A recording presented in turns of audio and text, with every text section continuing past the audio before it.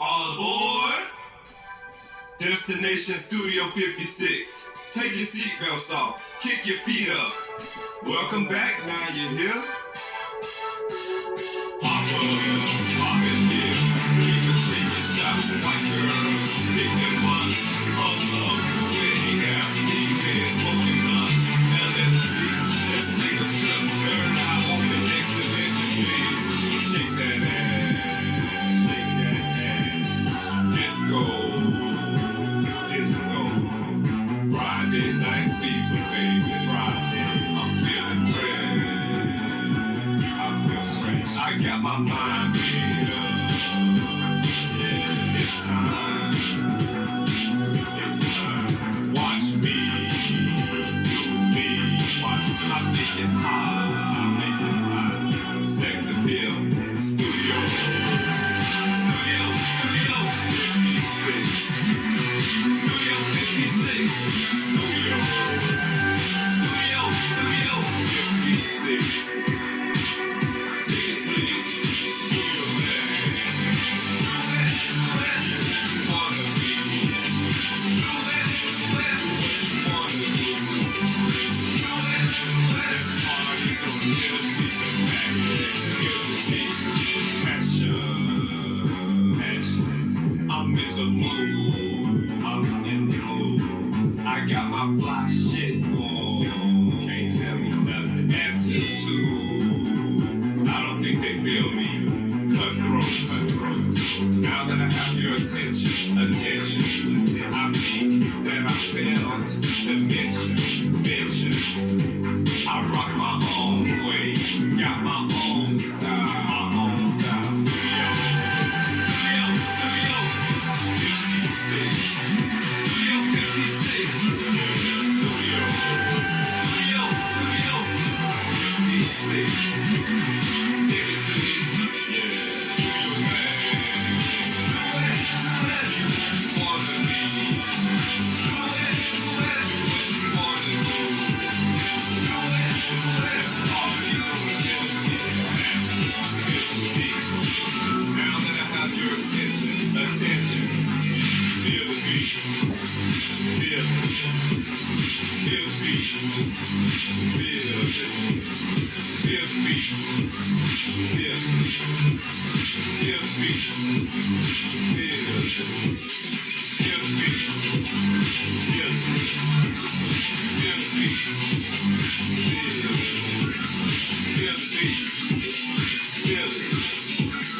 Feel the beat.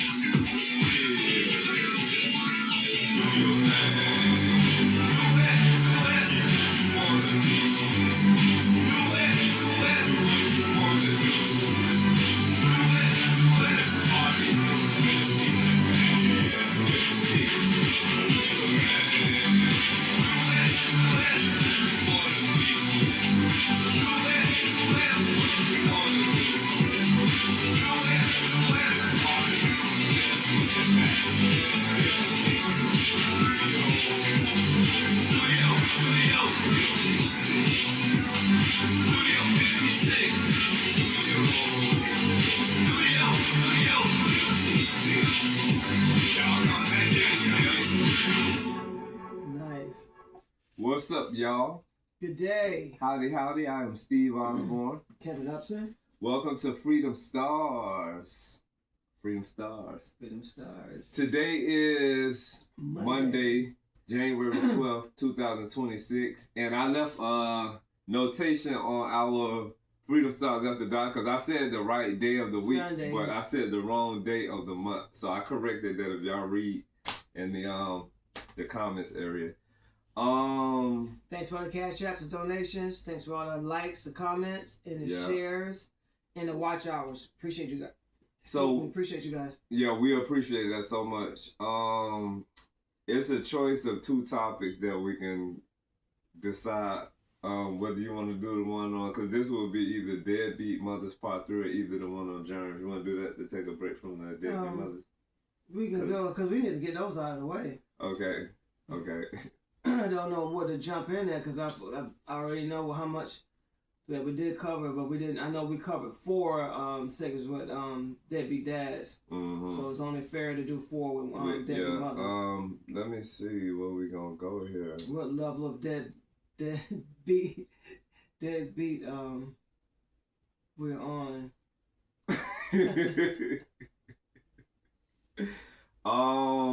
Yeah, cause we've the most recent few episodes we've done has been Freedom Stars After Dark. Some of the worst things of a deadbeat mother is if a mother happens, because it's very rare that I've ever heard that a mother and a daughter share the same name, and then the mother goes and ruin the child's credit. Yeah, that's beyond that's different. Yeah, it seemed like that could be a long-term plot. You know what I'm saying? Yeah, that's intentional. Destroying that child's credit. Cause you usually hear of like boys named after their dads. I don't think I hear a lot about girls named after their moms. That's a little bit of studism. Like a lesbian. Yeah, that's more studism in there than anything else. Cause most moms. I've never heard of a mother give I don't think I never actually heard a mother and daughter have the same name. I heard fathers naming the child after the mother once the mother passed away. I've heard that. I can see that, but yeah, to have a mother name a daughter after her. And where Kev is getting at this, we know of a situation where a mother named her daughter after her, and then a mother wound up stealing her daughter's identity later in life. So that was really different. That's sound like one of them Lifetime movie kind of stories. And it's actually cold today too. It's really cold. Yeah, it's cold. We just got back from the dentist. Kev wanted to have an episode about the dentist, but I gotta gather the things that I want to talk about. I will say, it is very important to have your teeth checked out and worked on, and it's very expensive. I will say that it is very expensive. So we're gonna have insurance. We're gonna have an episode on that eventually, but I gotta gather my thoughts from the experience, so I can, know where I'm going with things and what, how I feel about things. I'm still processing everything in my system. Let me see. Okay, so let me ask you this. Okay, so would you consider? Say for instance. I know everybody go through situations in life, right? So say for instance,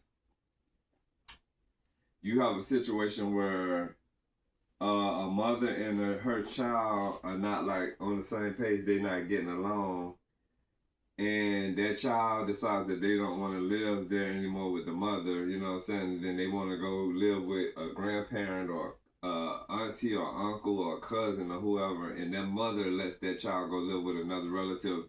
Do you think that can be considered a good thing or a bad thing? Does it seem like that mother possibly gave up on her child or let her child go live with somebody else? No, because I've actually lived like that. Me and my sister lived with my grandmother and my grandfather. So that don't seem like the person gave up on making it work? It all depends on why. It all depends on why you're leaving out of the house. It was sharing. My grandparents were sharing the responsibility of the kids, and my mother and my father had there was 10 kids, there was 10 of us. There would have been 12. We had 2 that passed away, because of sudden child infant death. Yeah, I know what you're talking about. One died in a blizzard, had a pneumonia. But that's before I was born. And my parents in the late, in the early 70s, had all these kids. They had 6 kids and then 8 kids, and then they both were working. So my grandparents stepped in and everybody the thing about it was everybody was wanting my siblings. Somebody wanted to take my brother Tony from my parents, aunt, a cousin, and somebody wanted to take Pat. Somebody wanted me and Melissa because they couldn't have children. And they was like, my mother have all these kids, and and then they're going through struggles and whatnot. But there was a lot of things going on. They had the money. They was making the money to take care of things. As my dad had a gambling problem and he had a drinking problem. So that was a big thing that was in the household. But far as the money was there. It was just mishandled. And family members wanted to step in, and they wanted to take the kids, out of the household, which I honestly felt, looking back, if somebody would have done that, I would have been upset. Yeah. But even staying with my grandparents was a challenge, because my that was I told you I had a good grandmother and a bad grandmother. That was not the good grandmother that actually wanted us to live. It was a bad grandmother? Yeah. Oh, wow. Because she actually had my grandfather living with her. My grandmother had took on my other aunt's kids, so she raised three of my aunt's kids that had 19 kids. Wow. So, yeah. I think that's the most children I ever heard anybody that I know, that's your auntie. My aunt. My because I don't know nobody else she that had 19 are related kids. to somebody that, the most kids I probably heard of was probably like maybe 10. Yeah, my maybe mother and them 13. actually had 12, but 10 living. Yeah. But living with your grandparents is actually a good thing if you're able to get a chance to do that, and you are is another example of that. But like I said, it depends on why you have to go outside of the house to be raised with another family member. Yeah, because I was going to say, at one point, me and my mama weren't getting along, and I wanted to move, and she let me move. So I moved with my cousins, Keely and Ed, and their mom. It was 3 of them, so, I went and joined them. And, my mom, I think a year later, I think if I wanted to go back home. If I would have heard of irreconcilable differences between parents as a child, then I would apply for that. Yeah. There was a movie called Irreconcilable Differences. What is that thing they call emancipation? What is that one like? I've heard what. Oh, that's what what's his face did. Let me see what that is. He was 16. Because do that mean they divorced? How did that go? I know in Irreconcilable Differences there was a movie that Drew Barrymore did when she moved out from her parents. I could have done that because I was actually. You could stop me as a 12-year-old child, and I might have $1,300 in my pocket. Wow. So yeah, I had a great aunt that lived in Edgefield, South Carolina. There was over 50 acres, and she would I can come out and do little stuff, and she'd give me all this money. Okay, so it says emancipation for a child against parents is a legal process where a minor becomes legally independent, freeing them from parental control and ending parental responsibility for support, allowing the child to make their own adult decisions like signing contracts, living independently, and managing finances, typically requiring the minor to prove they are mature, self-sufficient, and that it's in their best interest. It often happens through a court order for minors typically over 16, or sometimes automatically through marriage or joining the military, but parents can object and the court must find it in the child's best interest. So that's like, what age is 16? Over 16? Yeah, so because I remember hearing that. Look at what I just said. I heard that with a few celebrity children that I'm not remembering at the moment. But irreconcilable differences. That sounds kind of like. See, pull that up. See what it says about that irreconcilable differences. Okay. Because it could have been just a movie, but I don't know.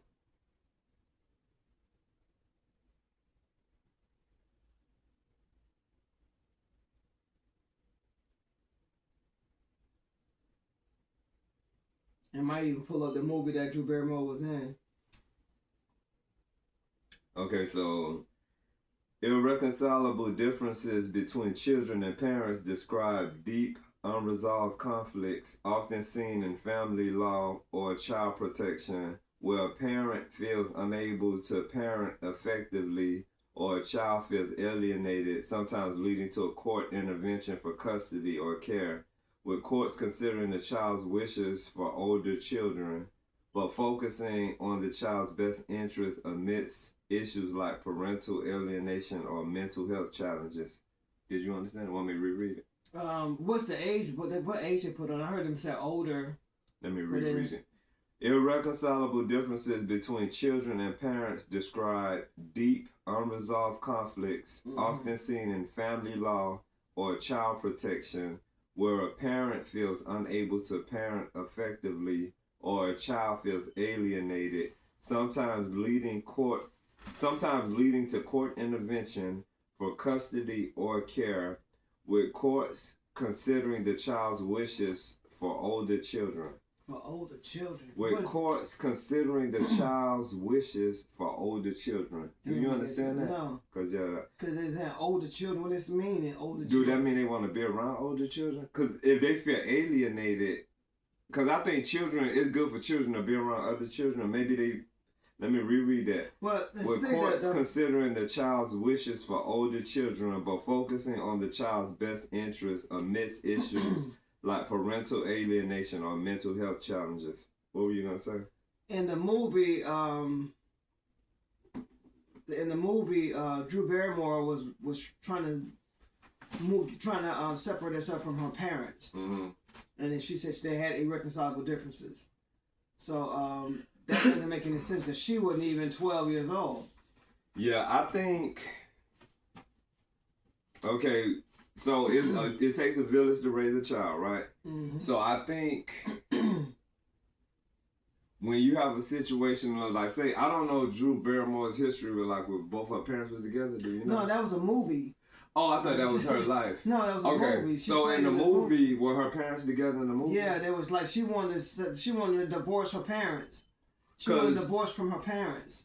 What I was going to say in a situation like that, it seemed like to me, by both of the parents being together, that doubles the chance of making things right.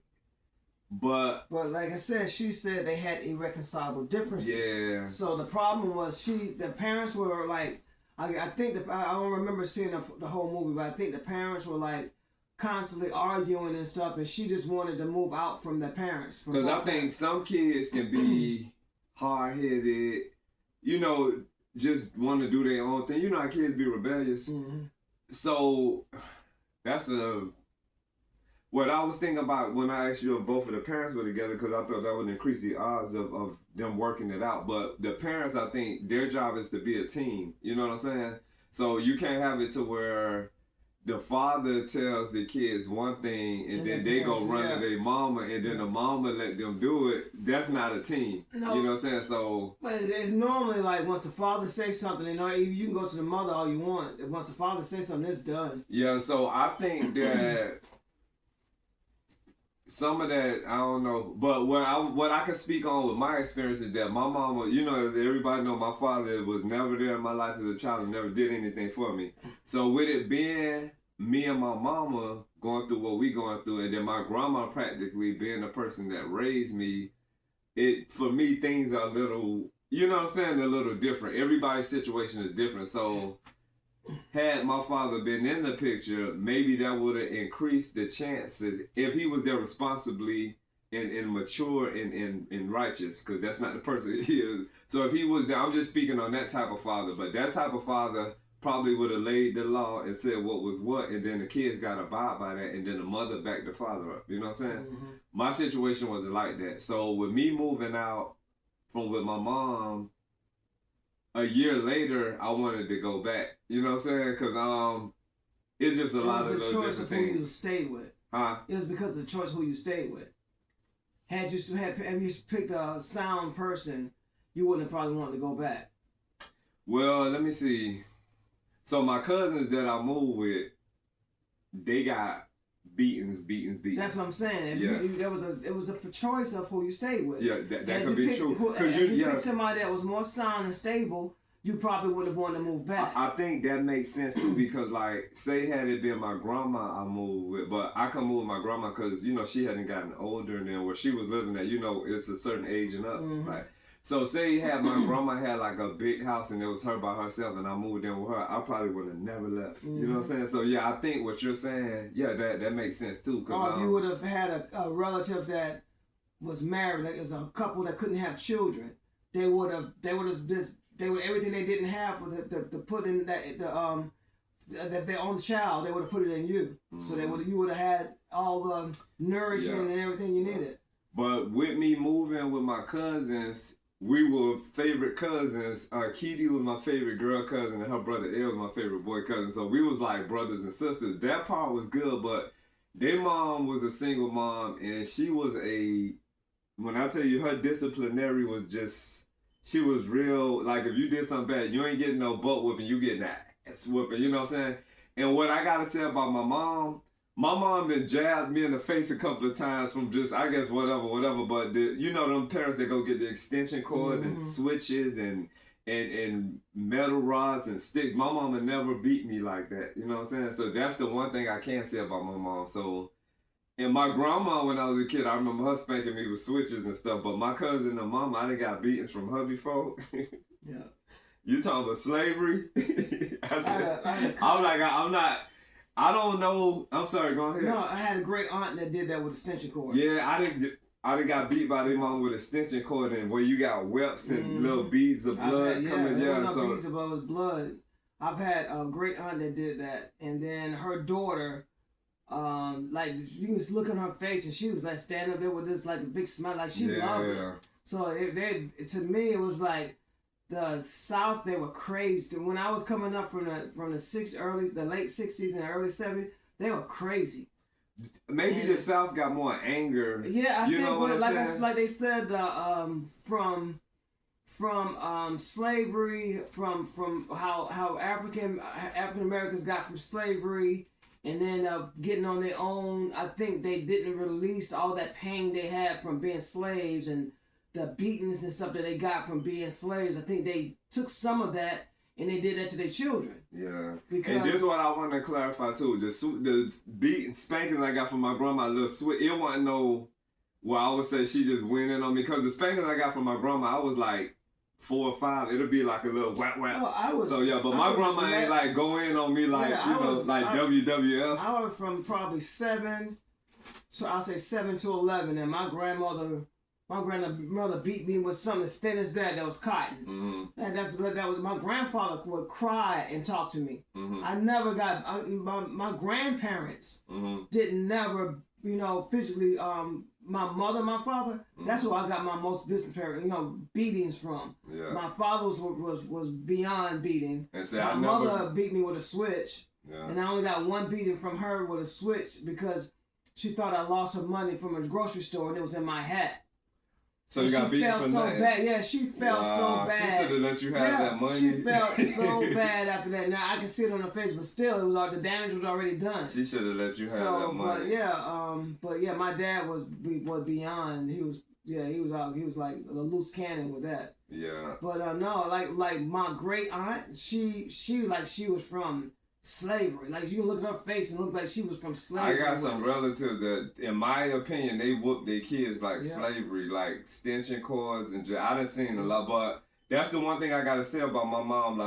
Like my siblings, I never witnessed them ever getting a beating. And then that's the one that her daughter is the one my sister is caregiving to. I remember you told me that. I know who you're talking about. All the torture and stuff that we went through in that household. I know who you're talking about. She was caregiving her, and then. Me and her's not on the same accord over I don't even know what. Yeah.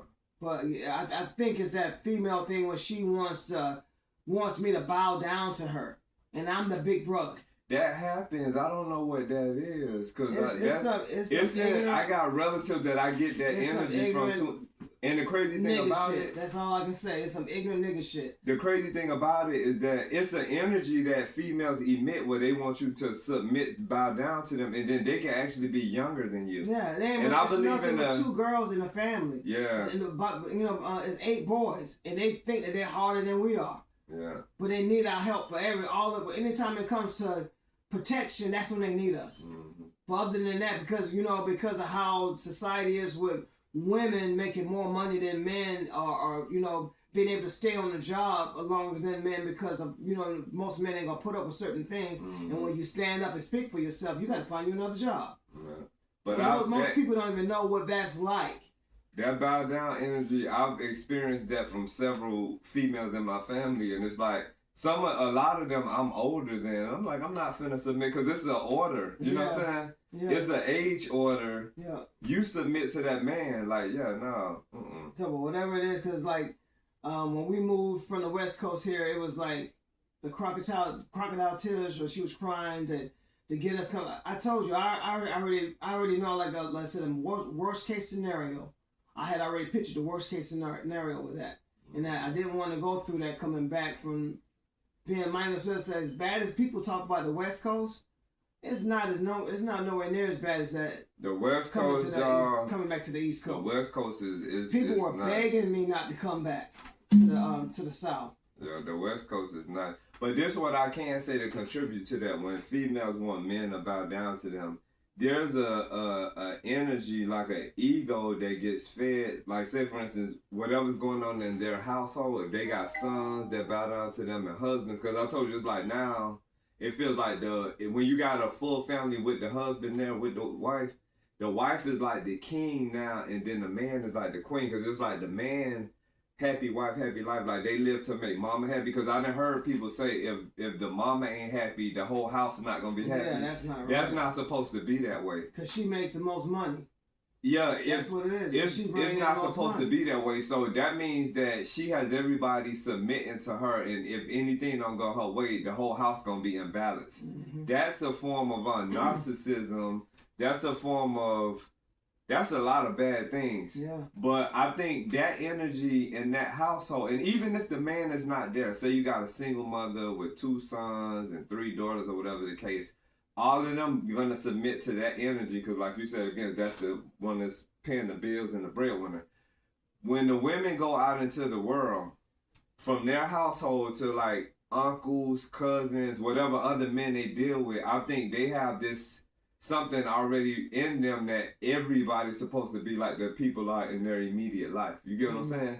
So say you got somebody's sister where she has her sons, her husband, everybody bowing down to her. If she has an older brother, it's not that older brother's job to bow down to his younger sister. It's her job to bow to him. It's like, imagine Asian culture, how you cherish and respect and adore the elders, the older somebody get, you know what I'm saying? Them older people shouldn't have to bow down to the younger people because them older people got something to transfer to the younger people.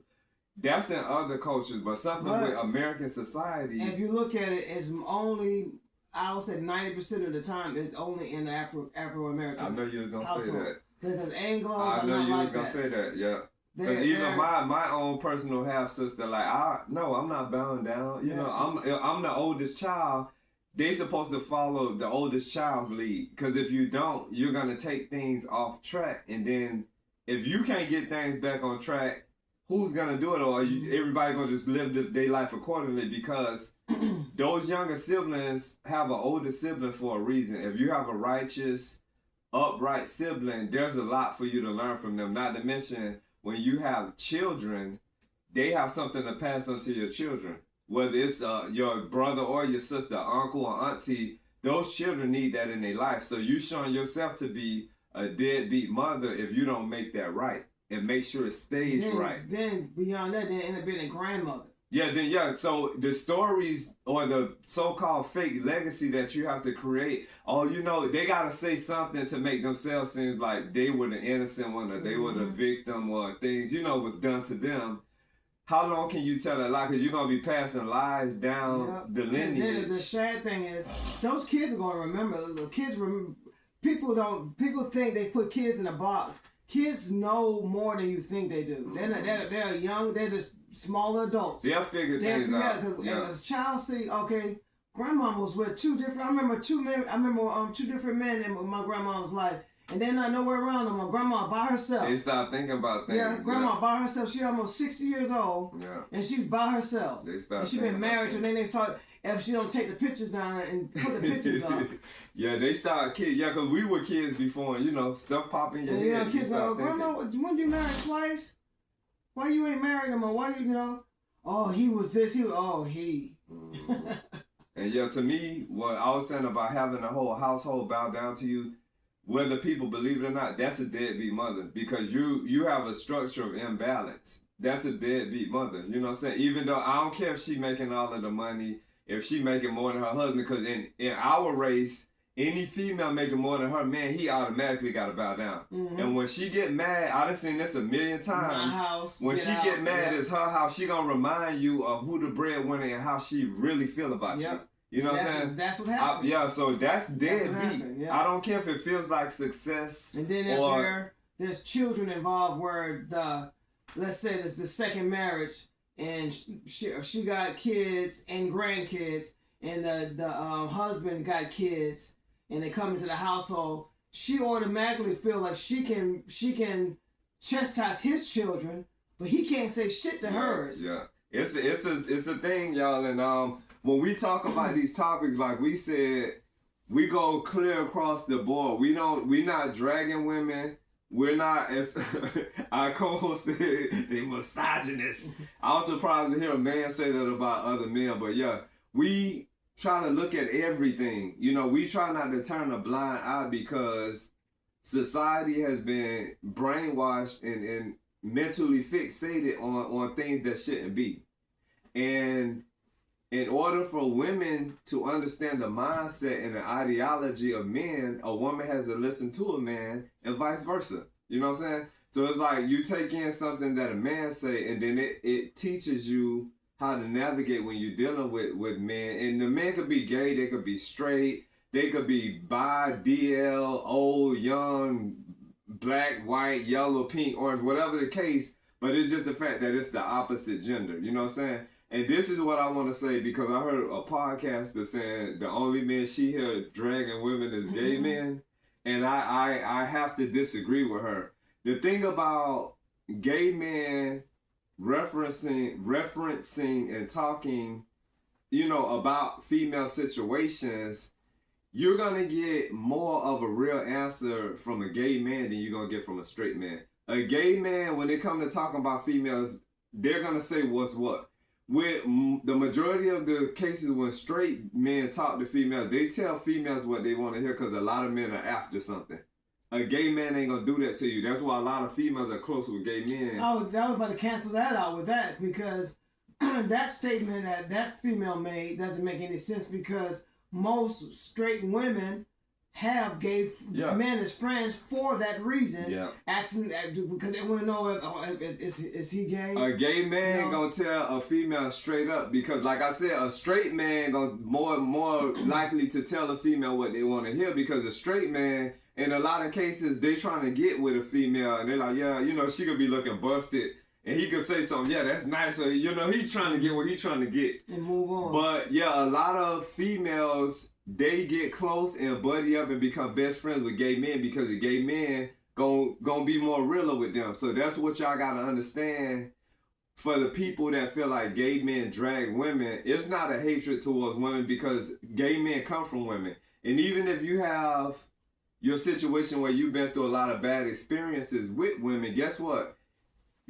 Everybody still deal with each other. Females that have bad experiences with men, you can't live your life unless you go to an island where it's all one gender. But just living, and we're in America, I don't care what your situation is, you're going to deal with and come in contact with whoever afflicted pain to you or abused you or assaulted you or whatever the case. You're going to come in contact with them people and you got to act accordingly. So I strongly agree with that female that said the only men she hear dragging women. I say agree. Oh, thanks, because I would have had to go back and correct that. I strongly disagree with that female that made that statement about the only men that drag men. That drag women. Let me take my time. Hold on. I strongly disagree with that female that made that statement about the only men that drag women are gay men. The other men that say what they need to say about women are what I call woke men. Because you got some straight men out there that are woke. Vagina, whatever you want to call it, does not control them. That's been through a lot of stuff with different women, and that's why they speak about it. And sex don't control those men, and they're straight men, and they say what it is, just like a gay man would say, because those men are not trying to get something. Like Kel said, they done already been through their share of, you know what I'm saying, with females, and they're going to say what's what. And usually in those cases, it's a lot of things that the females don't want to hear because it's about correction. You know, it's telling them the things like what we were saying about Kevin Samuels. He never And this is the thing. And then you'll see those kind of men get fed up and they go over to the Anglos and the Chinese and and they live happily ever after. And we've seen that time and time again. But what I was gonna say is a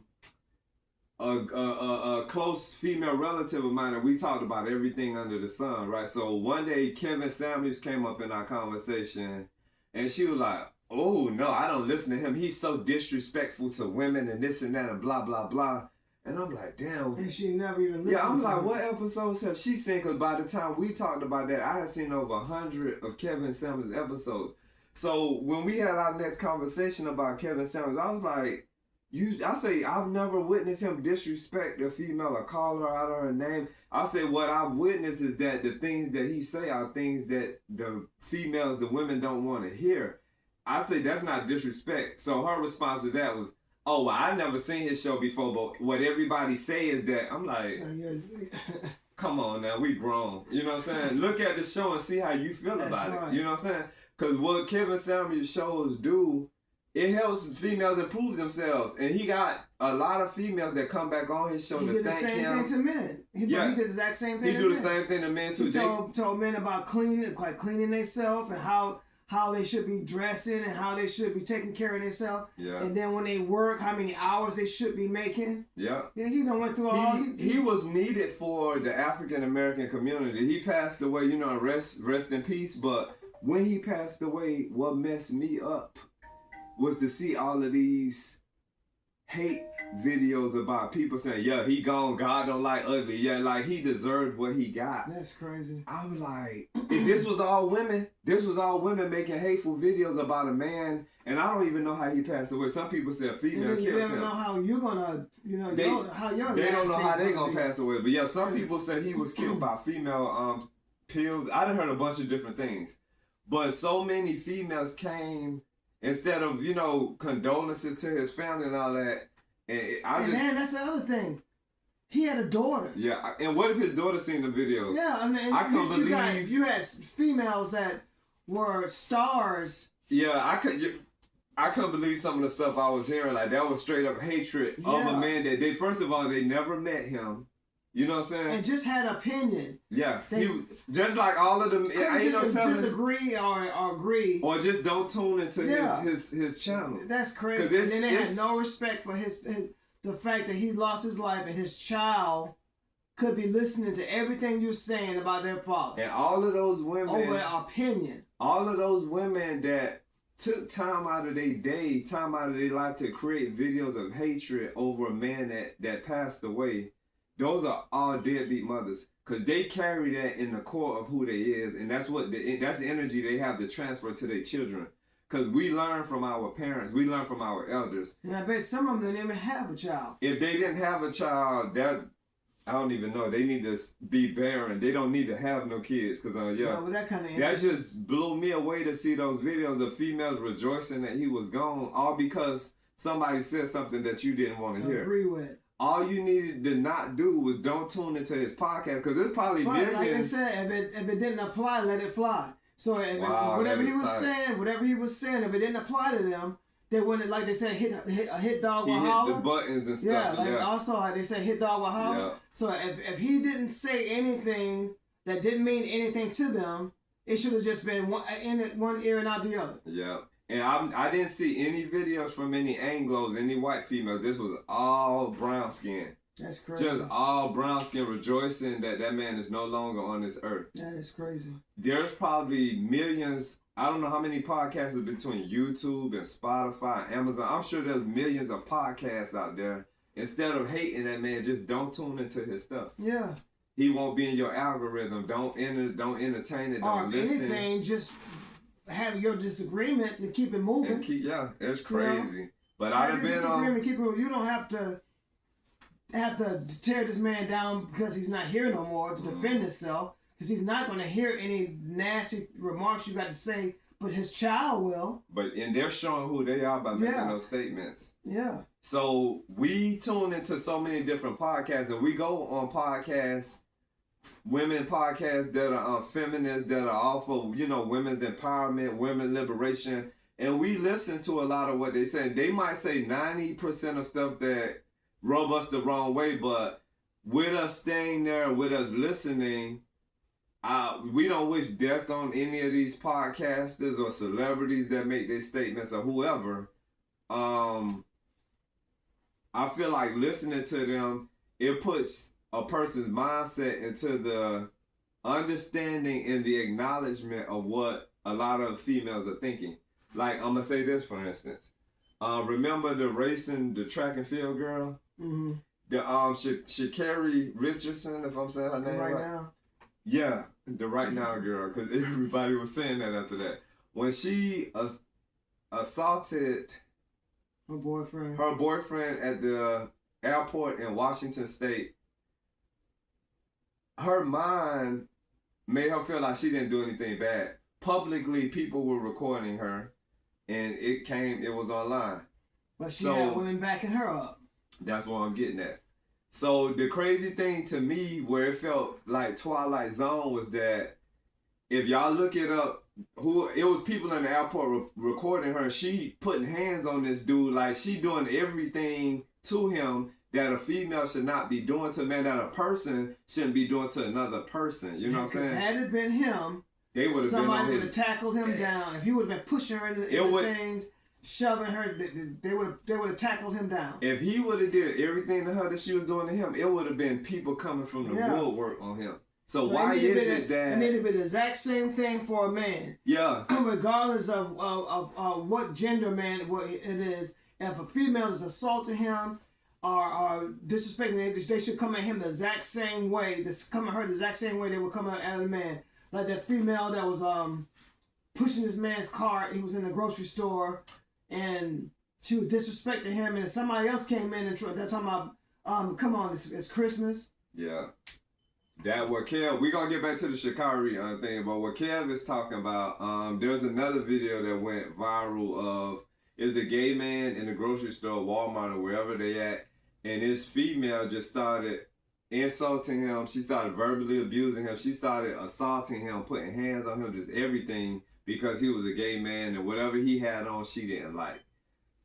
If that was the other way around, yeah, everybody in that store would have came way from across the other store. Had that man been doing her the way she was doing him, he would have been on the ground. He probably would have been beat to a pulp. He would have got beat down. So my thing with that I don't understand, what is it that this world public society can see a female assaulting a man and then somebody's recording it, which is good because everybody got cameras, but I didn't see a lot of people coming to intervene. You get what I'm saying? So the part that got me was when they start interviewing the boyfriend of hers that she was assaulting. She just did everything to him. He was on a note of he don't want to press charges. Yeah, he was defending her. And he was saying these great, wonderful things about her while he got assaulted. So the part that got me was reading the comment sections, seeing women of this color putting their comment. That's right. You stick up for your queen. That's right. That's a real man right there. That's right. I'm scratching my head so y'all are accepting what she did. Y'all not saying, oh, that's messed up how she did. It was just crazy. But this is how people think now. Now, not everybody, because there are some people. It's a smaller amount that don't think that way, but I think the masses are. You know how the Bible said the narrow road. I think it's crazy. Yeah, it's crazy. But what you gonna say? I think there are some women that was responding more correctly about that, and then I think that's mostly what you saw was all the bonnet crew. Yeah. Oh, that's a good name. I think that's mostly what that was, the bonnet crew. It's just crazy. But a woman is not gonna. A woman is not gonna put herself in that situation. That was crazy. They're not gonna jump on a bandwagon with that. They're gonna address it. And dude, so my question is, does a person like that change, or is that something that's just in them? Because imagine when she have kids. Mm-hmm. You feel me? People can change, but And the part that got me was when they was handcuffing her. She was really shocked that she was going to jail. And then she got to the point where after this dude, he gave a pleasant interview. And there's a female cop in there too. Yeah. There's a female cop in there too. But the thing that got me was all the pleasant interview that the dude gave. I don't remember his name, but he's also a track and field athlete as well. After the pleasant interview he gave her, she's asking the police why they taking her out. She's saying the things that she wanted to do to him to mess him up. She wanted to get him arrested. Like, yeah. She wanted to get him and arrested. I know it's not me. She said it's the twilight zone we live in. She had stuff recorded on her phone. Yeah, for me to see that being a weird thing, it's not. That's what it is. That's what it is. That is what. It's just crazy. It's just crazy. Yeah, we're really starting to bar. No, that's outside. Oh. That's not, yeah. But let me see what else. But yeah, that was just crazy. We were actually on our third podcast of Deadbeat Moms. Yeah, so this is part 3 of Deadbeat Mothers, and yeah, like we said, we have 4 parts to Deadbeat Fathers, so we got 1 more to complete with this. I'm trying to see what else hasn't been touched. How do you feel about? Wait, let me see how I'm gonna say this. Excuse me. Okay, before, since you was thinking about something, I can come up with this one, because this is another form of deadbeat mother. If she has a daughter that's a lesbian, and the daughter's still living in the household, and she's putting stipulations on, like she got the child got a car. She takes the child car away from her because she don't want her driving to her girlfriend. So that's a deadbeat mother, and that's what our previous episode about conditional love. Mm-hmm. That's conditional love. And I'm gonna say this: it long as that girl that she's going to see is not like bringing her down, like, you know what I'm saying. Long as she ain't going over there like doing drugs and get, you know what I'm saying, alcohol, things that's bringing her down. Teenager. Yeah. This is a learning experience they had to go through. Yeah. I think that under all circumstances, I think everybody has the right to find out who they are without interference of their family. It's only fair and it's only right because, okay, say for instance that girl you're talking about, right? Say her mother don't want her seeing that her grandma ain't with it. Like the women like, nah, we ain't got no lesbians in this family, da da da da, right? Who are those people to say who she should be? Mm-hmm. Y'all lived y'all life and became who y'all are. You're hindering her growth, and then when she do decide to come out, you know, tell her, they're turning it into something else. She could have been what they call lipstick. A lipstick. What they call a lipstick? Lipstick lesbian. Those are the film lesbians. Yeah, she could have went from them hindering her. She ended up being a straight up stud. And even the motorcycle riding, like the mechanic. Cleo from Set It Off, like ooh, she had them guns in her hand. Yep. But yeah, I think that's conditional love as well. Yeah, because had she become a stud or whatever the case may have been, if the family truly loves that person, they gonna love that person. Mm-hmm. You get what I'm saying? And that's something for people to think about. Like if they truly love you, they gonna love you. They gonna love you no matter what. And if they feel like it's a sin against their God, then guess what? As Christians, take it up with their God. As Christians say, there's power in prayer. And then as Christians say, Jesus died for your sins. Mm-hmm. And you know, it's just so many things that can come out of that. So yeah, I think that's deadbeat mother. And if the grandmother feel that way, that's a deadbeat grandmother. But everybody got a soft spot for mothers and grandmothers, but they be wrong as hell. Yep. You know what I'm saying? They human just like everybody else. And I think it's that person's choice to become who they want to be, you know? Now, nobody has no power over another person to control their life of what they're supposed to be doing with their life. If you're paying, that's different. If you're paying for the college that you want them to go to, that's one thing. You want them to go to this particular college. Yeah, you can say, okay, I'm spending my money on this college. Yeah. But and then you got to take these classes. Yeah. But other than that, that child has a right to be who he want to be. And I think what energy should go more than anything is probably that mother or father or grandmother, whoever, sitting down and trying to figure out, well, what caused this? Well, you know, was it because I was a single mother, or was it because? Look at yourself and first. Then if you have that kind of if you have that kind of stuff going on, you need to be sitting down trying to figure out how you're gonna get your husband. Well, you wasting But all yeah, that it's energy on what your child's going to sleep with. You need to find out you can correct that problem first. Like how they say, clean up your own house first. Yeah. Get that straightened out first. Get a husband in there. It's while crazy. you're sleeping in that big king size bed by yourself every night. It's crazy. But yeah, all that this extra time on your hand to be figuring out what somebody else's life is gonna be. Yeah, it's crazy. But yeah, that's definitely deadbeat mother because you didn't accept it. You made your child be the way you feel like they need you need them to be. Because they're under your roof. Yeah, that's not right.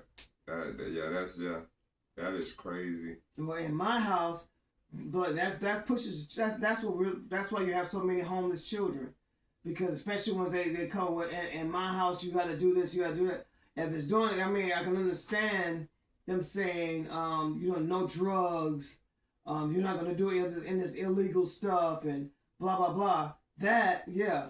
But if it's just a child being a human, a responsible human being and trying to figure out their way in life, and you don't, you're telling them you're not gonna do that in my house. Because the thing about you're forcing them out of you're forcing your own child out of your house. That feeling that they have inside of them, like the lesbian feeling, that's not gonna disappear. No, it's there and it's caged up. And then they might be doing things behind their back, still doing, because you're gonna do what you want to do. And then it's gonna get worse because then they end up doing things they wasn't planning on doing because you're trying to force them to do something. Mm-hmm. That's crazy. what I said. Like it can change from them being a lipstick lesbian to being a motorcycle stud. Yeah, because it done been pent back so long, and then when they finally get free, it's probably like a slingshot when you keep holding it back. You're trying to force them into something. Then when they finally let go and do what they want, they going full speed. Yeah, it's crazy. And then could have been her first love, and then now she's hurt because she's not able to. That is deep. Now she's not able to be with the woman that she want to be with because of you, and then that's all kind of pain. That's all. Now, not only that, she's gonna have she's gonna grow with a hatred towards you. That she might bottle up and try to act like it don't exist. Mm-hmm. So that, I guess, because that goes back to where the kids have to like fall under the parent, like, that's your mom though, and no mom was wrong for that, And then or it can get to the point where she's going to need, once that child get older, she needs that child. How that child's gonna respond to her then? It's crazy. That's deep though. Yeah, that's deep. How that child's gonna respond to her then? It's a lot of tough lesbian stories out there of females that their moms didn't accept them, and it's crazy because the men will accept lesbian daughters more than the mothers would, faster than the mothers would, be more. You know what I'm saying? Welcome into fathers. That is crazy. I've heard some fathers be more accepting. I know nobody wants their sons to be gay. But I've heard more fathers be more understanding of their gay sons than their mothers. Yeah. Because there's a podcaster that said his dad was really calm and cool with him when he found out that he was gay. And I was like, wow, that was that. And then that's Afro-American. And in our race, that's very different. But I think that it's a natural thing, you know what I'm saying? And I think that's a natural thing.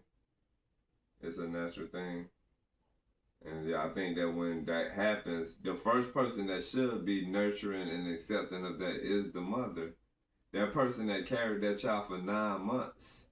But I think that responsibility falls on both parents, though, because that child, if it's a child, they're going to need that extra support growing up, coming to deal with society. That's if both of the parents are in the picture. Yeah, they're both in the picture, yeah.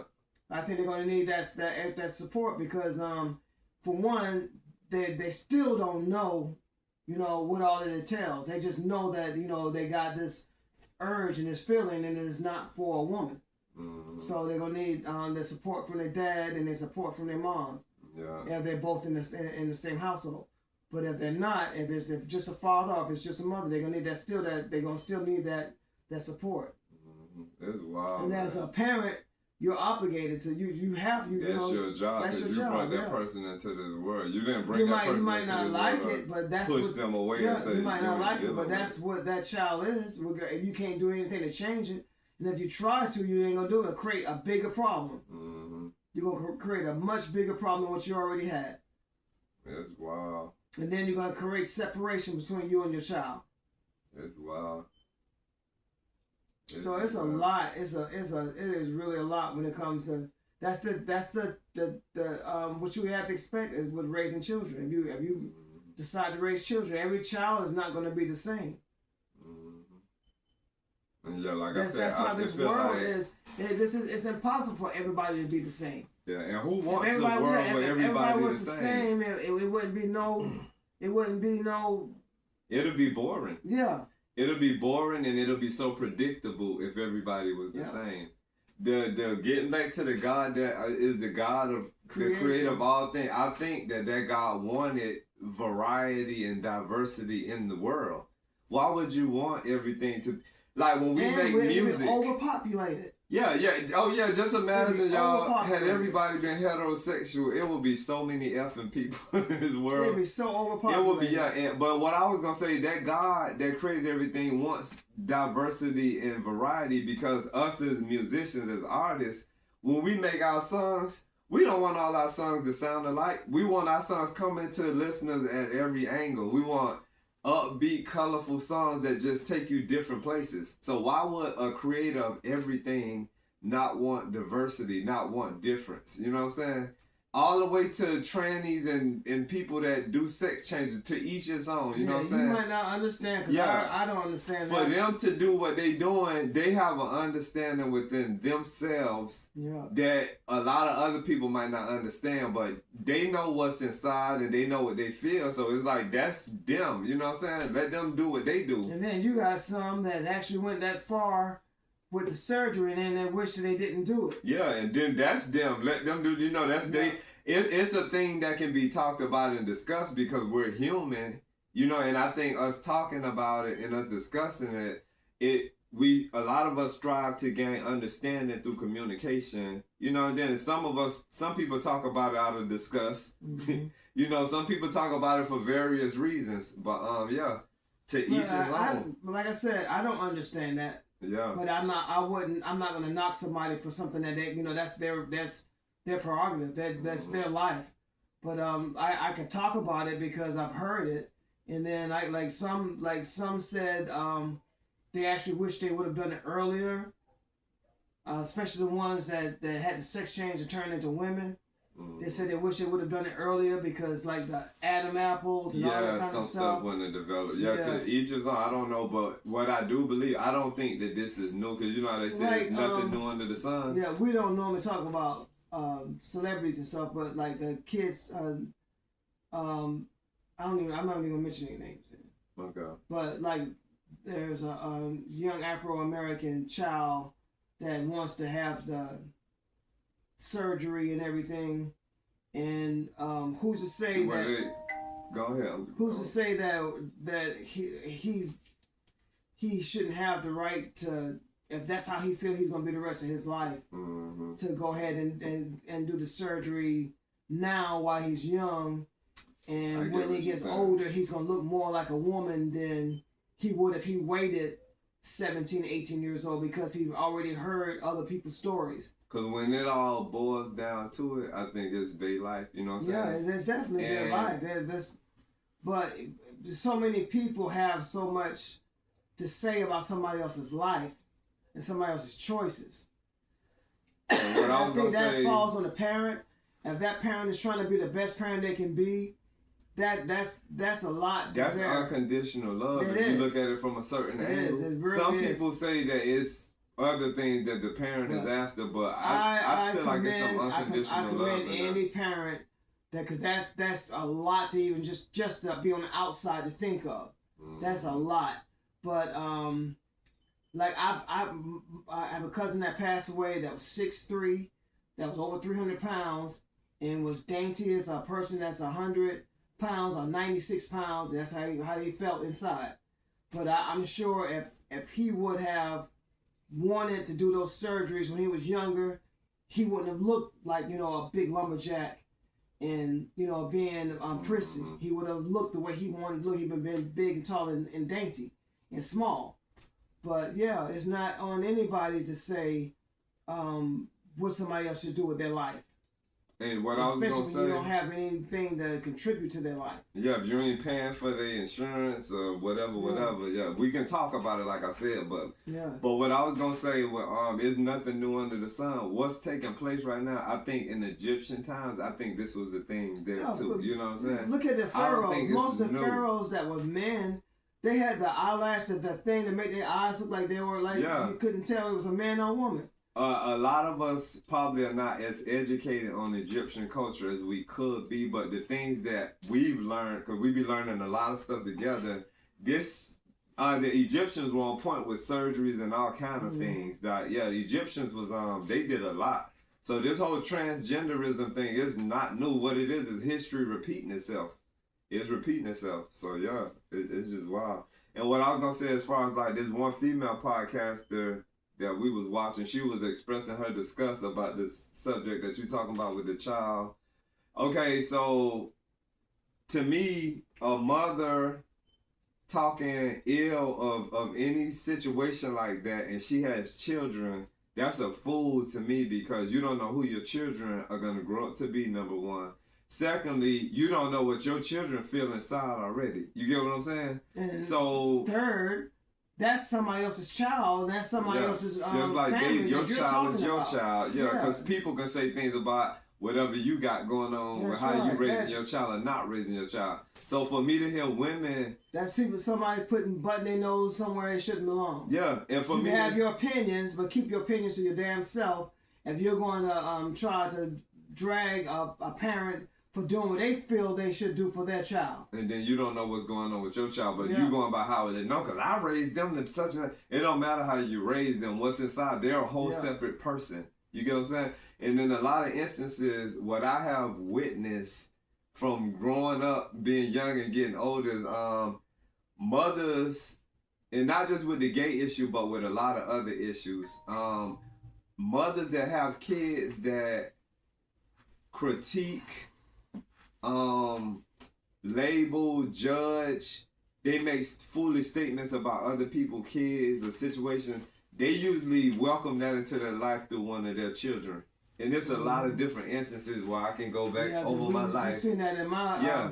we've had that happen where somebody was just dogging gay people and then one of their kids turned out being gay. So yeah, that's why I say, to me, that's a deadbeat mother, because you're judging somebody else's kid. That means that your kids can't be like that because you ain't having that. You know what I'm saying? Tell them what that child went through, listening to all that negative stuff they said the mama about, saying, and that child still carrying, harboring all that negative stuff and don't even know what's the future gonna hold. And I put so much emphasis on the mothers because, like I said, those are the people that carried that baby for 9 months, right? That bond, you should be able to accept that child no matter what they bring to you. And then I put strong emphasis on the mother because the mother is supposed to be the nurturer, the person that mend things together and make things stay strong and not rip things apart and destroy.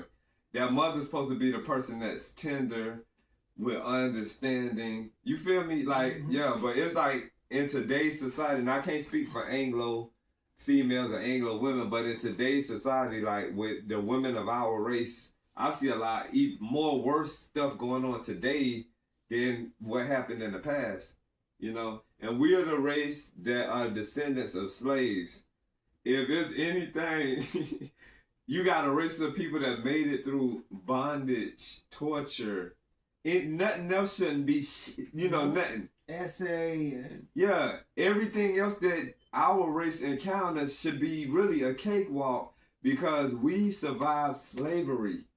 We gained freedom as brown-skinned people living in this world. It shouldn't be nothing that matters. And then if you look at it, it's been a short time that segregation was just It's not very old. Yeah. So your kids coming to you telling you they gay or whatever the case may be, think about the fact that we descend from slaves. What can be worse than slavery? And segregation. What can be worse than that? You know what I'm saying? Yeah. It's just, people gotta think, man. People gotta think like we're strong people, and the world is filled with strong people, but when you got a race of people that done been through some shit, you know what I'm saying? It's just, it's crazy. It's crazy. We are descendants of slaves. It shouldn't be nothing that we can't make it through. Even with our race getting along with one another and showing each other love. Because I think what happens now is that a lot of us have our guards up towards each other because of experiences that we go through. You know what I'm saying? It's just, yeah, I don't know. I'm going to let that one go. But it's crazy. Because I get along better with Anglos than our race. And why is that? You get, I don't know. You don't have much headaches. You don't have the headaches that you would normally have with Afro-Americans, you won't have with Anglos. Yeah. That's crazy. And especially when it comes to job. 90% of the times at work, they're going to be professional. Yeah. And because you're African American and they're African American, they expect you to, you just need to, you had to take whatever, they got going because we supposed to look out for each other. Okay, no, that's not. Yeah, right. that's an unspoken language. Like that's some movie they got playing in their mind, and them the same people throw you under the bus. Exactly. So it's crazy. And like another instance, we say we just got back from the dentist office, so we're pulling into this spot, and there's two African American women come out the dentist office, tight clothes on. Just you could tell she's feeling herself. She see us, partially in a space to the left of her vehicle. And she out there just, looking at her car. She's standing in the spot where we need to pull into, and she just taking her time and just feeling herself. And she looked over at us, and then she looked back at her car. Courteous enough to let you pull on in the spot. Yeah, she was very rude. Yeah, too. She expected you to stand there and wait for her to come and look at what she had to look at her car. She was being rude and nasty and trying to think. I guess she felt cute. I don't know, but yeah, those are the things that happens. Now, had we been Anglos, she would have heard. She would, come on in, oh yeah. I see it all the time. I see it all the time. Oh, no, I'll wait till you pull in. She looked in our vehicle and she seen two brown-skinned men and she just was taking her time. We're trying to pull into this spot. You know what I'm saying? If you don't want to let us pull in first, hurry up and get in your car. But she just took her sweet time, and the other lady hadn't got in the car on the other side. Anybody else would have just gotten in the car and closed the door. Yeah, so it's just crazy. And these are the things that happen. So, yeah, it's amazing. It's amazing. But, yeah. And like I said, our race been through slavery, but it's like a mental poisoning that's taking place with this whole new woman empowerment thing. And this is a repeat of itself too, because didn't this happen in the 60s or the 70s with women burning their bras and women liberation? Mm-hmm. That's happening over again, but it's on some ill shit right now. It's just really ill right now. And we talking about it because it's a thing. Like, the women are supposed to be the ones that are able to keep that warm comfort going. But yeah, it's just, I don't know. Don't know. But it's some women out here are women, and then they got females. So that's and the women you talking about, those are needles in the haystack as well. Because the women he talking about, they needles in the haystack. Like, I see more. There's women that's caring, and even at like jobs, they're the ones that's caring and showing consideration for everybody. Not just picking out people. They're showing consideration for everybody. I work with people like that, and then there's other people that that you can talk to, and like the young lady that looked out for us when your dad was here, and we was able to take him to the game. Yeah. Then she didn't have to do that. You come across some. That's just how to show you the spirit how she was. Yeah. And she just heard me one day talking about because I was preparing because I didn't know what to expect.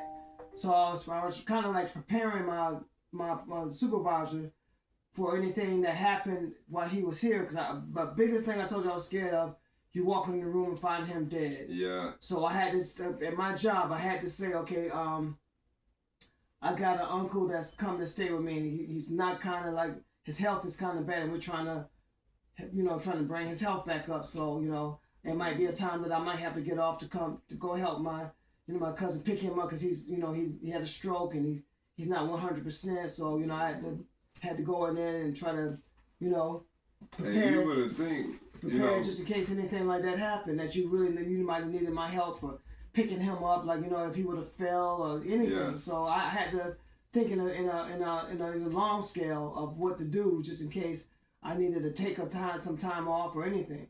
What I witnessed with your job, the women that work there, you work around some good women, some balanced women. So I think that's a fortunate thing. Yeah. And that can have something to do with the and then hiring the company managers. the company itself. And that one lady that he's quit. From the guy that owns the company is from New Orleans.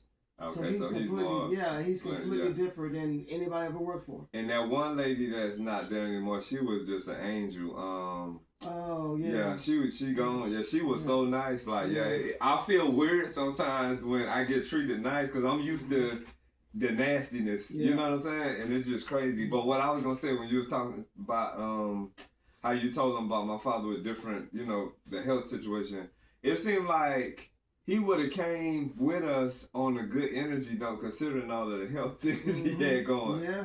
But I think about if he was 100% real with wanting to get himself back together, he would have got back together. Yeah, and this is what I think about with him. From everything that I've learned from that side of my family, what I feel, I'm wondering, is he from a deadbeat mother? You know what I'm saying? Because she was a truck driver. He said she drove tractor trailer, so that shocked me.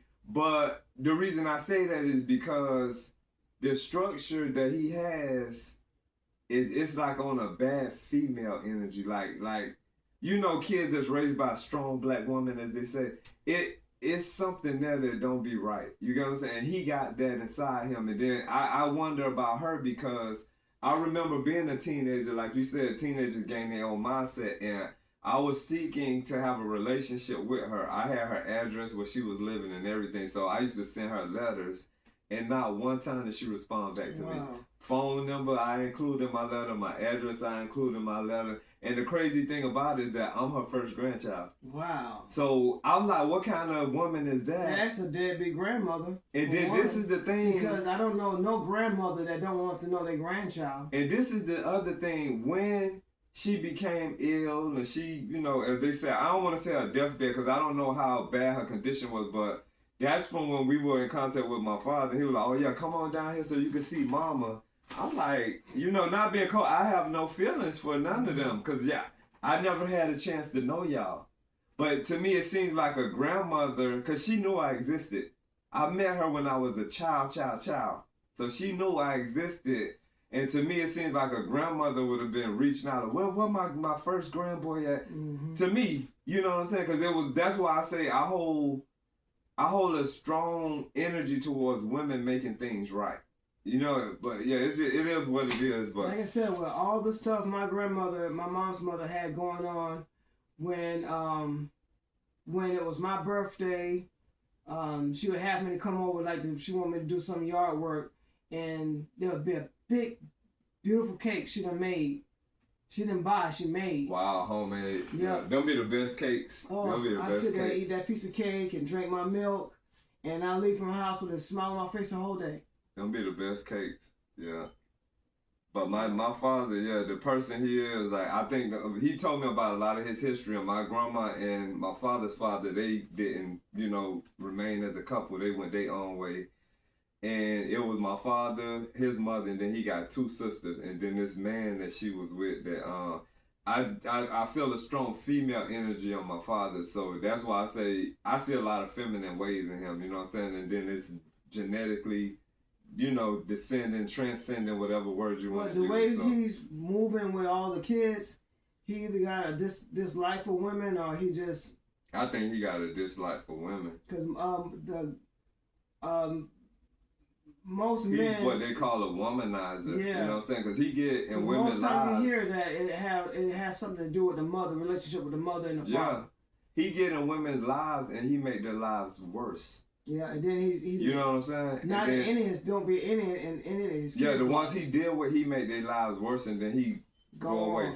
Just like the ex-wife of his, Teresa, you done heard from her mouth all of this stuff. She done told us a multitude of things about him, so it's just like... Some things she shouldn't even said. Yeah, the things she shouldn't have said, and then for her to come and get him, that's crazy. And for you... That was a financial thing. It was money related at all. But for you, at all, it was just that check. For you to know of all of these things about this man and still allow this man to be in the lives of your children. In some instances where I think that women have to have common sense. Like, if you got a man in your life that's bringing the family down, because you're supposed to look to that man to be your leader and then you his helpmate, right? If you ain't got that, you got to refigure out something else. She's looking at a check. That is crazy. Like I said, that was a game plan. That is crazy. And then we got to see what she get that money who up. she is. Yeah, get that money up. Yeah. And then you can come up here and see me. But Deadbeat mother 1000%. And grandmother. And the grandmother, yeah, I feel sorry for her entire lineage. Yep. Like, and I feel sorry for everything, every seed that she has that's falling underneath her. I feel sorry. And if she's an aunt, she's a deadbeat mother, deadbeat sister. And then on top of all of that, she's a feminist. You know what I'm saying? So yeah, that's crazy. But check all the blocks. All of the above, and then some. They got A, B, C, D. She need to go all the way to like F. Mm-hmm. But this was a good show. I don't know how long we've been so far. We should be wrapping up. But yeah, so this has been part 3 of Deadbeat Mother, and let me scroll my brain real quick. Let's do some more stuff in there, but definitely Deadbeat Mother. We talked. Yeah. We got one more segment for that. Yeah, and then that'll be out of everybody's hair, because I think the females that tune into this and listen, I think the ones that are open-minded, I think they know where we coming from. And, you might get some females like, oh, they hate women and this and that. Because we've had some women that agree, that responded saying that, they had issues with their mothers. And then we go on some female podcasts, and all females ain't like that whole power-hungry females. It's some females that hit pause and they like, no, she was wrong for doing that. Or a female said, no, she need to be checked. Some of the females that, there's some podcasts out there where there's woke females that, they say what need to be said, and then they say this to other females, and then, because most of the females that I've encountered from working at hair salons and all of that, what I learned is that a lot of women don't like each other. And that's the confusing thing, to push woman power and femininity and all that, and you really don't like each other. But you're still... But in all fairness, if you're going to get on the man, you need to get on the women. Yeah. Same way. And it's an equal opportunity. It ain't no hate for no gender. It ain't dragging nobody and none of that. It's just, our podcast can't be like everybody else's podcast. You're going to get, what Kev and Steve have to offer based on our experience and our mindset. Between the two of us, we got over 110 years of life experiences between both of our ages combined. It's over 110 years of life experience. So good and bad. Yeah, good and bad. Yep, all of the above. And on that note, I think we done did what we do today. The shocking thing, what I do want to say, is we're gonna have our podcast, our episode about the dentist, a whole dental thing. But the shocking thing I gotta say is that when we went into the dentist office, it was majority African American women, and the energy was better than I thought it was gonna be. Cause there's one lady that had her son there. I got her. She was in the waiting area with us. She was a patient, and I got up and I dropped something. And she brought to my attention that I dropped it. I'm like, oh, I'm shy. So I'm like, oh, thank you. She said, you're welcome, sir. I was like, what I'm saying? That don't happen. Like, women don't call me sir. And in a lot of cases, what I witness is that they like to be called ma'am, but they never call you sir in return. That's been phone calls. You can call the light company or whatever your thing is. And if you're on the phone with a female, and I'll be like, yes, ma'am. Yes, ma'am. And they never say sir, so that's that submission thing where they want you to, You're saying one particular race of people. Because the Anglos would always greet you as sir. White women, Anglo, it's always sir from the get-go. From the get-go. Yeah, so when this chick called me sir, I was like, okay. And then, the female doctors, dentists that I dealt with, like, everybody was, I know that's their job, too, to be nice. But, they were nice. Like, because sometimes you going... Remember that one female dentist office we went to a long time ago? They were nasty. All of the females, This one, yeah, I don't know what it is. We said location. Yeah, it was a lesbian friend of ours that had referred us to this all-female dentistry where no men worked in there. So we like, okay. That was in the 90s. Yeah, we like, okay, this is all women. This finna be tight, you know. And it was a lesbian friend of ours, like I said, that we get in there, man. Them women was so nasty. They attitude was unprofessional. And this one man, it was an older man. Like I said, I got the service that I needed. They did their job. They repaired my tooth. But their human skills towards men, it's like we was dirty pieces of And this older man, it was an older man in there, like, I'm gonna say he was in his 70s, and this one chick was just gung-ho with nastiness. That man hit the pause button, and he cussed her out. He told her, I don't know what's wrong with you, or he went through it. He said, you not gonna talk to me like that. You know, that he went off on her. And yeah, it's just, but that, after we experienced that, I was like, but like Kel say, they did their job, but it was just, I think, go through the... Because they didn't treat women like that. You know what I'm saying? So maybe that dentist office could have been all lesbians. I don't know. Because think about the head dentist. But then you think about it. Look at it. How silly is that? If you're a lesbian, why are you upset with men? And then studs on top of that. Yeah. You're trying to... You don't have gay men. You don't have gay men. There's not a lot of them. That's attacking women, straight women. You have a lot of gay men being friends with women. That's just the opposite. Or trying to, yeah, you know, if that's the women just the opposite of a stud. If a stud wants to fight men. Because you know our last situation with the most recent stud we dealt with. Mm-hmm. So yeah, that makes sense. So how could you be a stud that you're wanting to be like a man, but you don't like men? Yeah. And I had studs wanting to hang with me, wanting to play basketball, wanting to have drinks. Cause the stud, yeah, the most recent stuff we dealt with used to study our dress code. Yeah. Remember how she used to wanted to sit and drink beer, take our mannerisms, and didn't like men. Yeah. We found out she didn't like men. There's a long story behind that. That'll have to be an episode. But that's really weird to me. I think who you want to be like and what you want to be like. I think you should have complete admiration for those people or that person. Just like you get your trannies, your drag queens. They got a lot of admiration for women, but what I've learned from them is where they get a bunch of rough edges is because of how women treat them and the things women say to them, et cetera, because the first thing about it... Befriend them. Yeah. Because for 1 minute, you'll see them all together, and then, oh, girl, this, oh, girl, that. And then as soon as they pull when that... she get mad, yeah. When that female get mad, oh, them old fat ass niggas, I done seen it. You want what I got. Yeah, that'd be the biggest thing. They say, you just mad because you ain't got what I got and you want it. And that's the thing that I've seen a lot of drag queens go through. So it's like once they gain a certain feeling about women, drag queens, from what I've witnessed, they become their own. Drag queens become their own gender. And trannies have become their own gender. And like I said, I don't think this is nothing new. I think this has been going on way back in Egyptian times. And probably before that. Because everything comes from somewhere. Stonewall? Look at them. Yeah. It's been... So it's like, yeah, but I know that from my personal experience, gay men adore and admire women up until they go through a certain amount of things with women and it makes them deal accordingly. Just like a female would be with a man, or just like an Anglo would be with an African American, a white person would be with a black person. You loving up to a certain point. Then we're all human, so I think once you go through a certain amount of things, you kind of gotta like restructure how you feel and how you deal with things. But yeah, there's, like you say, it's more women lesbians that have a hatred for men. And why would you hate men when you're with women? You know.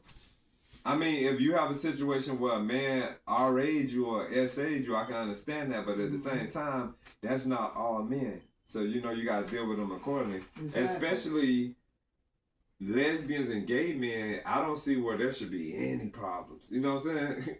There should be the best of them. But yeah. It's rare that you can see them all gel together. Yeah. Because, yeah. Because with my situation of dealing with lesbians, the studs, I find them trying to like prove to me that they more man than I am. Like that one situation we had the one lesbian punch me in my chest when we was at that party, and I punched her back in her chest. If you don't remember who it is, I'll remind you. I know what you're talking about. But yeah, she punched me in my chest. She punched you in her chest. Yeah, so I punched her back in her chest, and they look like, no, you hard, right? You hard, man. But but yeah, so wow. But she didn't do it violently. She did it like get some, like, you know what I'm saying? I'm like, okay, get some, like. I think men punch harder than women. You get what I'm saying? Of course. But that's why you don't want to see. That's why you don't want to see no woman and no man in no ring. But a woman can inflict pain. Oh, of course. So yeah. Anybody can hurt anyone. It's easy to hurt. The hardest thing is to heal somebody. Yeah. It's very easy to hurt somebody. It don't take much to hurt nobody. Yeah. All we are skin and bones, no matter what, man or female. We ain't nothing but skin and bones. Yeah, that is fact. So, on that note, let's see if I can get this right. Shit, a child can bring you to your knees. Let a child punch you in the nuts. Destination Studio 56. America's Funniest Take your seatbelts off. Kick your feet up. Welcome back. Now you're here. Y'all come back. Now you're here. I was all off. I was trying to say it when we Let's take a trip, burn out on the next dimension, please. Shake that ass, shake that ass. Disco. Friday night fever, baby. Friday, I'm feeling fresh. I feel fresh. I got my mind made up. Yeah, it's time. It's time. Watch me. I'm making hot, sex appeal, studio 56, studio 56, studio 56, tickets please, studio man, wanna be, what you wanna do.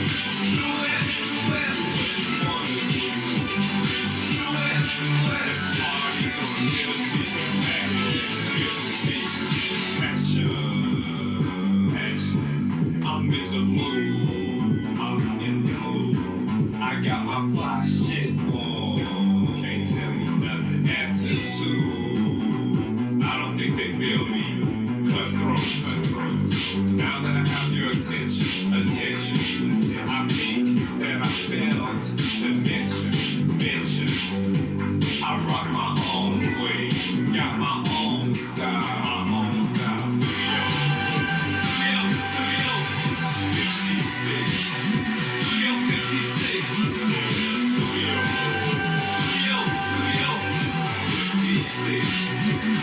Tickets please, yeah. Do your thing. Wanna be,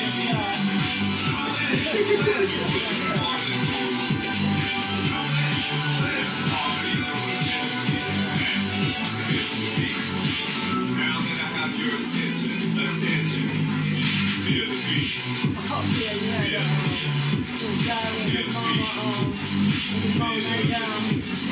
Oh yeah, with his teeth, We had a British person. Yeah, I think it was an old lady porn show. I didn't see that one in a long time. I like that part. That's when I was really trying to learn how to do things.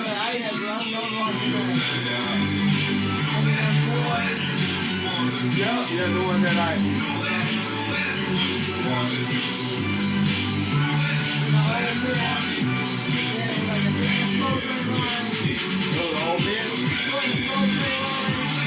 Yeah, I think I put that in another one too.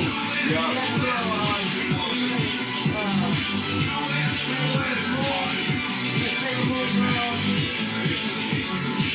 You killed that. I like it.